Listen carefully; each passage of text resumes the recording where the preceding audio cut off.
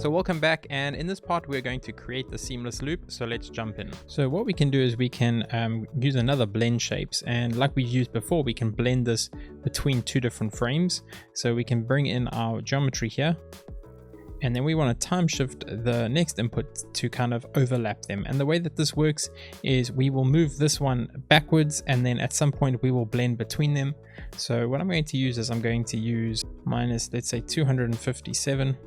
So when we get to around here, once it starts to settle, so not exactly right, we want to get it close but not exact, so that there's some frames in which it can blend. So minus 257.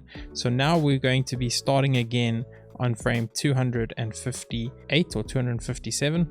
So what we can do now is in this blend shapes is we can blend. So let's say from frame 240 to 260, we want to blend between these two inputs. So it's doing its own thing, and then at some point it's going to slowly blend back to its original starting point, which is going to be this over here. Now you can see that there's a jump there, and that's because before this doesn't have any geometry, and so it's doing a jump. And so what we want to do here is clamp to first, and we want to set this to be something that is not nothing. So we want it to be 10 where it's already inflated. We gave it 10 frames to inflate.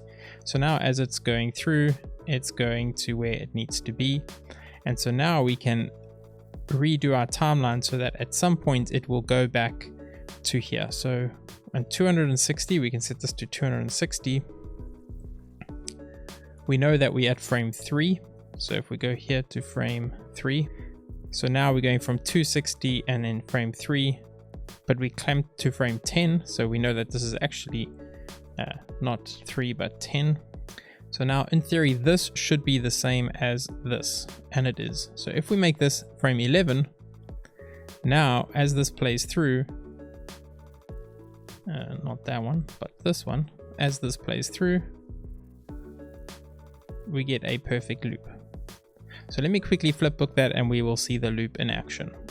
Alright, so I'm going to skip forward here, and you can see that as this comes around, it loops back and it does a loop.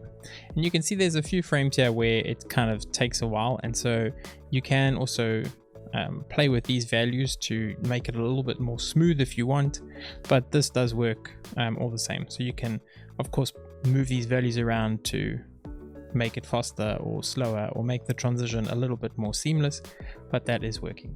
So from that point we can now get ready to render. So I'll just add a null here and say out render, and I like to do this red just so that I know that these are going to be rendered.